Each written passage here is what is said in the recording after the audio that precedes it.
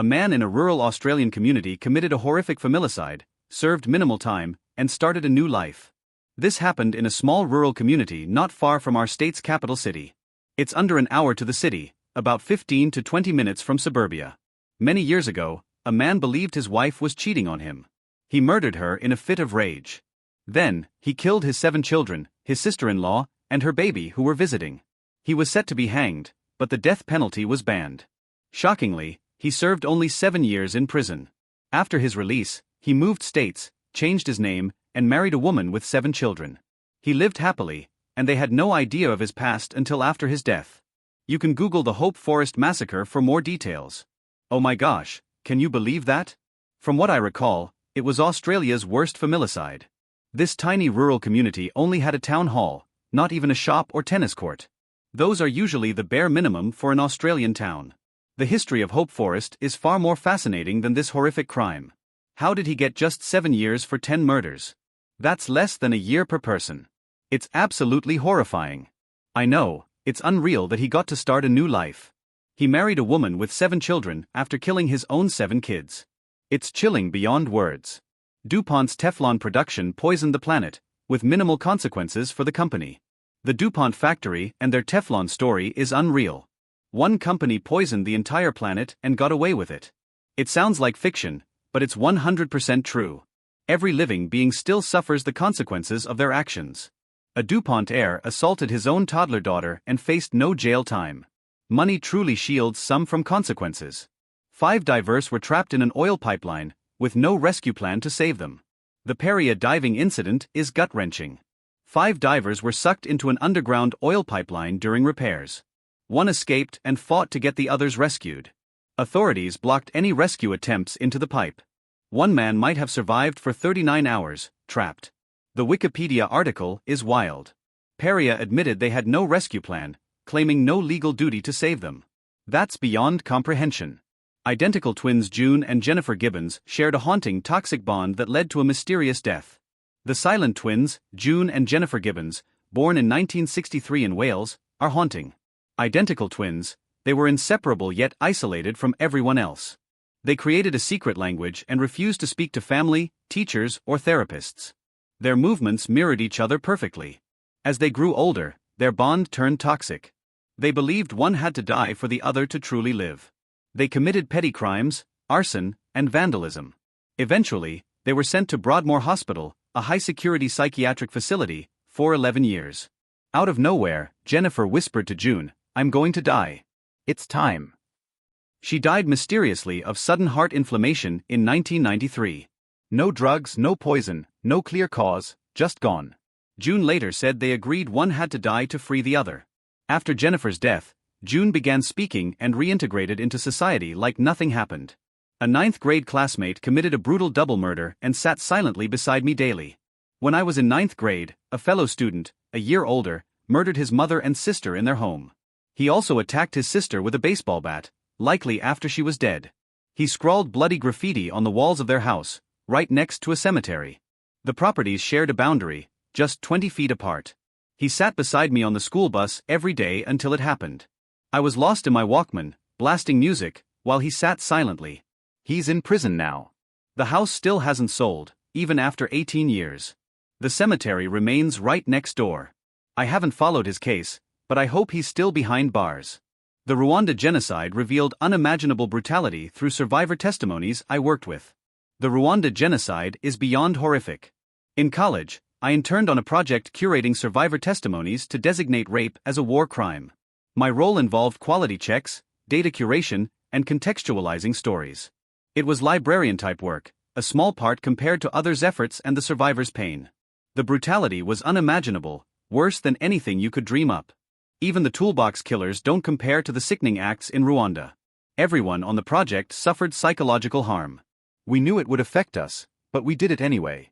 I get flashbacks to events I didn't even witness. It's like a cognitive hazard, straight out of SCP lore. I befriended a survivor who enrolled at my college, across the world from Rwanda. She was an incredible person, but we both struggled to share her story. Talking about it harmed others psychologically, so having someone who understood was a relief. Humans of New York series on Rwanda chilled me. It showed how ordinary life was before the genocide, then the slow escalation. Exclusive community meetings targeted the local menace, leading to neighbors hunting neighbors. One pastor's story stands out.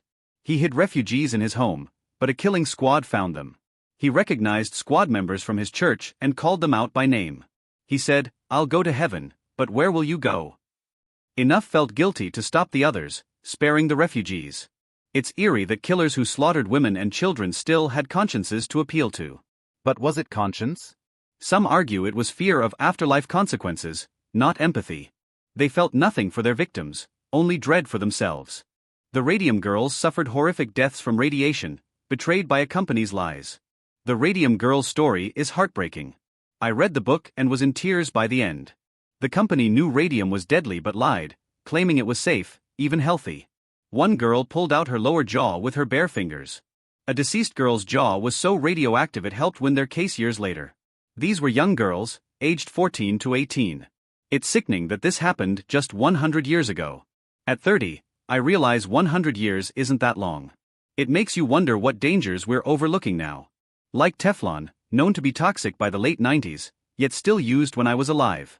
What else might we face in our lifetime that we don't yet see?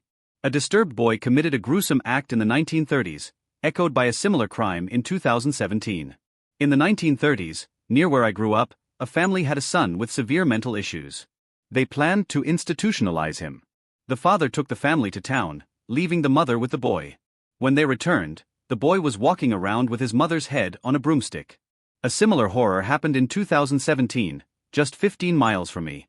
It's chilling that these stories keep repeating. A disgruntled ex-employee opened fire at my workplace, forcing us into lockdown. One day at my temp job, an announcement blared over the PA system. Everyone was to stay in their office, lock the door, and not leave until told. Clueless, I locked my door, jammed a chair under the knob, and hid under my desk. I read a book I'd brought for lunch to pass the time. An hour later, we got the all clear. We learned a disgruntled ex-employee had shown up with a Thompson submachine gun. He started shooting people at IBM in Research Triangle Park, North Carolina. The shooter was Leonard Avery. Luis Garavito's prolific and brutal crimes shocked Colombia, yet he faced minimal punishment. Luis Garavito is the worst serial killer I've ever heard of. Active in Colombia in the 90s, he lured homeless boys into the jungle. He offered food, money, or jobs, making them walk miles to exhaust them. Then, he brutally assaulted and tortured them. The details are too horrific to describe. He was convicted of 189 murders, but he may have killed 300 to 400 boys. Mass graves were found with dozens of his victims. His crimes were so savage, police thought it was a cartel or satanic cult. This was during Colombia's civil war, adding to the chaos. Shockingly, he got only 20 years because Colombia lacks life sentences or the death penalty. He died of cancer just before parole. Wherever he lived, child molestation reports spiked dramatically. My co-worker Shah Dugga was brutally murdered for his valuable card collection.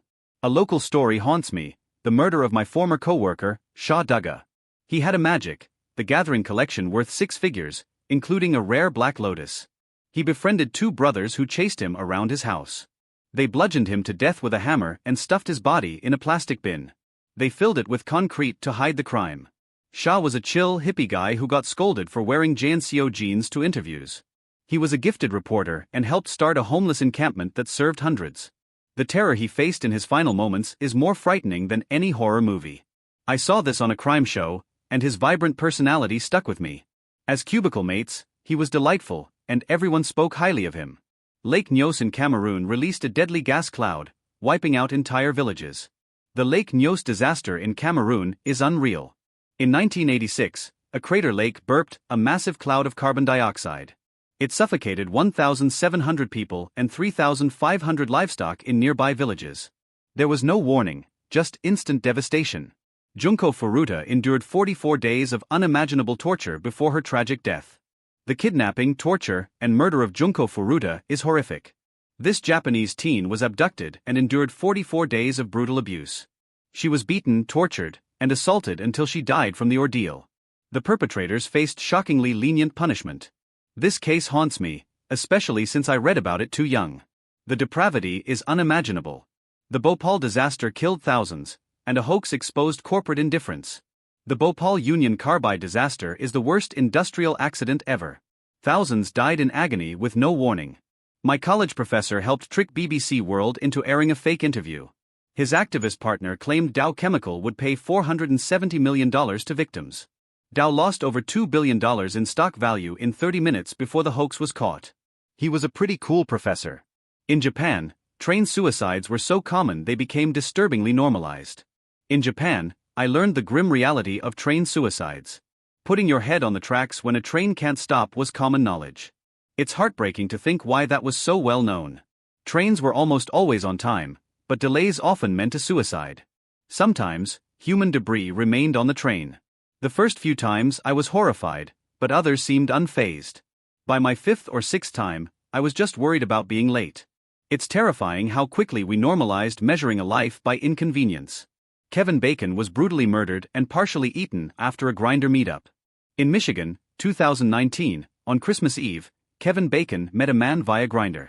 He went to the man's house, where he was stabbed and partially eaten. It was the killer's first attempt, though another victim escaped months earlier. This reminds me of Armin Meiwes, a German man who met someone online. The man consented to be slaughtered and eaten, and others had shown interest. The Aberfan disaster crushed a school, killing 116 children due to ignored warnings. The Aberfan disaster in South Wales is heart-wrenching. Coal spoil tips loomed over the village, ignored despite warnings. Firemen reported the tips shifting and making noises. Heavy rainfall eroded them from within. On the day, around 9 a.m., as kids prepared for school assembly, the tip avalanched. It crashed into the school, drowning 116 children in coal slurry. There was no warning. The village lost a generation, and the National Coal Board denied fault for decades. Tragic accidents in tight spaces claimed lives in preventable, horrifying ways. The Nutty Putty Cave incident is awful. A man got stuck in a tight cave passage and died despite rescue efforts. 2 other cases are even scarier because the victims didn't choose danger. A high school kid climbed into a rolled-up gym mat to retrieve a sneaker. He got stuck and died, unnoticed. Another teen leaned into a minivan's third row, and the seat collapsed on him. He called 911 but suffocated before help found him. These are terrifyingly random. 21 prison in Cambodia saw unimaginable horrors, with only 12 survivors.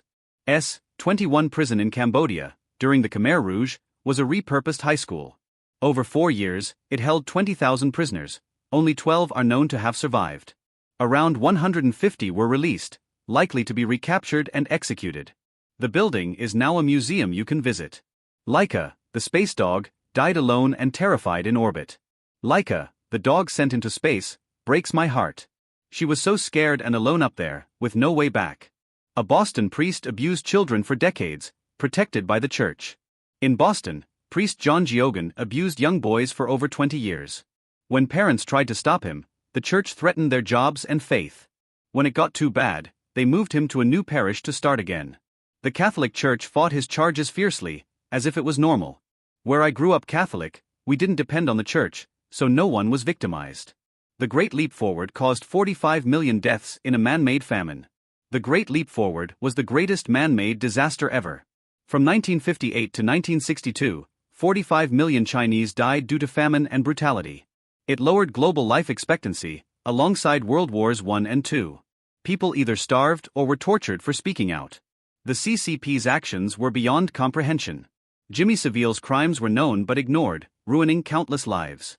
Jimmy Savile destroyed countless lives with his depravity. My aunt's sister, disabled from meningitis, was in and out of hospitals. Nurses warned her parents not to leave her alone with him. Everyone knew, yet he went unpunished for years. Pedophiles often hide in plain sight, sometimes for decades. I helped put one away after he abused my brother and his teammates. He got only 6 years, despite years of abusing his nephew. At his trial, his friends and family supported him, denying the kid's accounts. A toxic humidifier disinfectant in South Korea killed and injured thousands. In South Korea, a toxic humidifier disinfectant harmed over 5,000 people. Families rushed to buy humidifiers, unaware of the danger. It caused 1,814 deaths and over 7,000 injuries. My wife refused to use it, opting for natural alternatives. She was right, and I'm grateful for her caution. Sylvia Likens was tortured to death by those meant to protect her. Sylvia Likens' torture and murder by family, friends, and neighborhood kids is unthinkable. It's too horrific to fully recount. The depravity makes you question humanity itself. A truck's unsecured digger arm caused a deadly accident in Cornwall. In 1995, in the UK, a man drove a low-loader truck with an unsecured digger arm. On Cornwall's twisty roads, the arm swung into oncoming traffic. The digger's bucket ripped roofs off cars, decapitating 5 drivers. 2 others were injured. The driver was unaware of the carnage until later. He ended up in a psychiatric hospital with PTSD, as did many first responders. The Boroville murders left a community haunted by an elusive killer. The Boroville murders are chilling. The killer may have attended the victims' funerals. By the time police identified him, he was gone. The brutality, in an isolated setting, feels like a horror movie. Kids alone in the wilderness hunted, it gives me goosebumps. A recent prison massacre in Goma, DRC, echoes Rwanda's horrors. Recently, in Goma, DRC, hundreds of women were attacked in a prison. Rwanda-backed rebels stormed the female wing during chaos. They assaulted, decapitated, and burned women alive, including mothers with babies. Some say 9 to 13 survived, others say none did. This echoes Rwanda's horrors, happening now, yet barely reported. It's infuriating that the world overlooks this while focusing on trivial news. Rwanda's progressive image is shattered, and my heart goes out to the victims.